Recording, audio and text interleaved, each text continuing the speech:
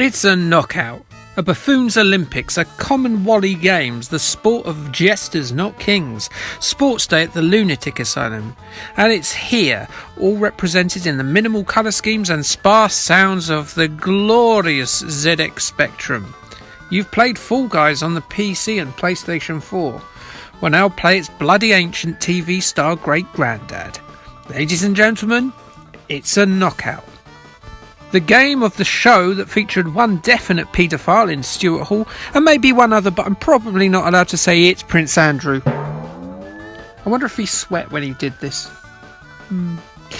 Originally a 1962 French television show called The Interville, which was then adapted for us roast beef and turnip chewers here in the UK by our good friends at the BBC in 1966. It's a Knockout is basically a bunch of adults representing towns and cities that would compete in a series of absurd pratfalling challenges, usually dressed in large, silly costumes. Local parkland will be utilised as sporting arenas, grand sporting arenas indeed. And things weren't rescheduled if the weather turned bad and we didn't get beating sunshine down. No, because mud meant more falling over, and falling over is why people were watching. People falling over is funny, as we all know, except those hypocrites when I started rolling about on the floor, guffawing at the old lady taking a tumble in my local shopping centre. She only broke one hip. It's not like she can't just lean on the other one for a bit. She gave me great guffaws. Don't look at me like that, mister. Anyway, cream pies, water and anything deigned as a causer of chaos would be brought into play to make it as daft and as calamity-packed as possible. After all the silly behaviour, points are awarded for the team who fell over the least, and ready Innuendo fans, there will be a lot of that this week. Those who got the most balls in the small holes. Those who did well enough, who would no doubt be the hero dads of playground lore, could later be entered into a pan-European championship in the show Je Sans Frontières, broadcast from Albania to Vatican City, to find out who the best giant rubber-suited king covered in mud and custard pies is in the whole of the EU and beyond. Resurrected by ITV and later the retirement home for Popular Concepts Channel 5, It's a Knockout is a simple but fun show that has perhaps been bettered since by the likes of Takeshi's Castle, because Japanese people always have to go too far, don't they?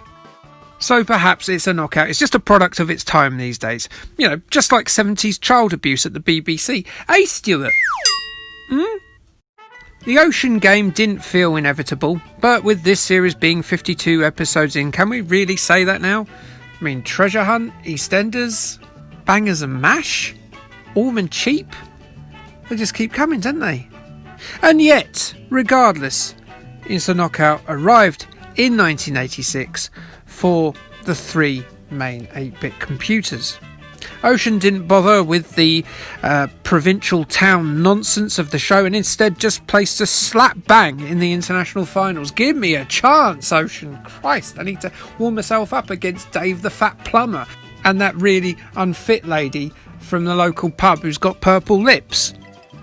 So, and I presume that Nigel Farage won't like this, we are in Europe here. So choose your country and then show them all that you deserve the title of chief fool in a parade of life's losers via 6 silly challenges. The results of each game are played out in order, and you sit there watching it like you're a kid in the 1990s looking at your favourite Premiership football team on CFAX. But unlike CFAX, you then have to go and take part in one of those 6 rambunctiously ridiculous challenges. Let the tournament begin. Flying Flans places you in the role of a butler, and your job is to walk left and right trying to catch custard pies in your manservant's trade. The pies are airborne due to the hefty hammerwork of a couple of fellas on the other side of the screen. Yes, a couple of burly men are hammering away at you, hopeful of landing a cream pie, but more likely to spray their white goo all over your face and shoes. I did warn you this was going to get innuendo heavy. Harlem Hoppers was similar, but this time you were taken to Egypt. As you can see, the aim of the game is to stand behind a camel in the hope of being able to clench its balls as a man drops his load down its back. I'm not going to quit with this. Bronte Bash is a whack-a-mole affair with the player character hoping to drop a cartoony weight on these dinos. Yes, you have to yank your lever back and forth in the hope of being able to dump your entire weighty load onto that long neck and head. Titanic Drop features a series of contestants throwing themselves down a zip wire from a boat with the aim of angling their drop so that they'll land in one of those rubber rings to score points. Yes, I want loads of people to get themselves nice and wet by forcing themselves through my ring, one after the other.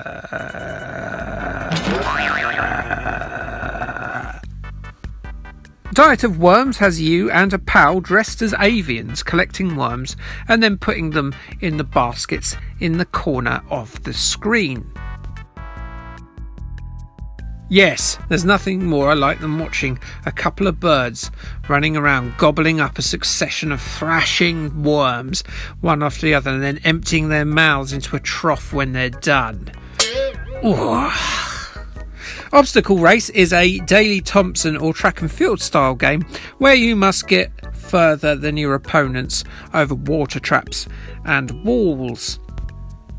Yes, you must waggle your joystick as quickly as possible in order to finish swifter than a sweaty European man who is determined to evade the large balls and wet patches that might prevent him from reaching his climax before you. Okay, I think I'm done now. Is that enough innuendo? Probably. These are the games on offer, and they're as light as you'd expect. You'll see them all in your first playthrough, and you'll see all they have to offer in that same first playthrough. The keys are designed for two players, that is, to be cramped around the keyboard, in case your household is too poor to afford a Kempston interface or a Competition Pro, and they're absolutely lousy if you're a friendless curmudgeon like yours truly. Non-customisable, of course. Graphically, it's adequate. It's one of the most adequate Spectrum games of the Sinclair's midlife. So overall, it's a knockout is a bit meh. There's just not much to it, I'm afraid. CMVG gave it a dismal 3 out of 10. They say that It's a Knockout should have been a budget release. Come on, Ocean, you're better than this. Crash equally found it quite abhorrent. I'd keep well away from this if I was you, says reviewer Ben. Nobody deserves to waste their money on dross like this.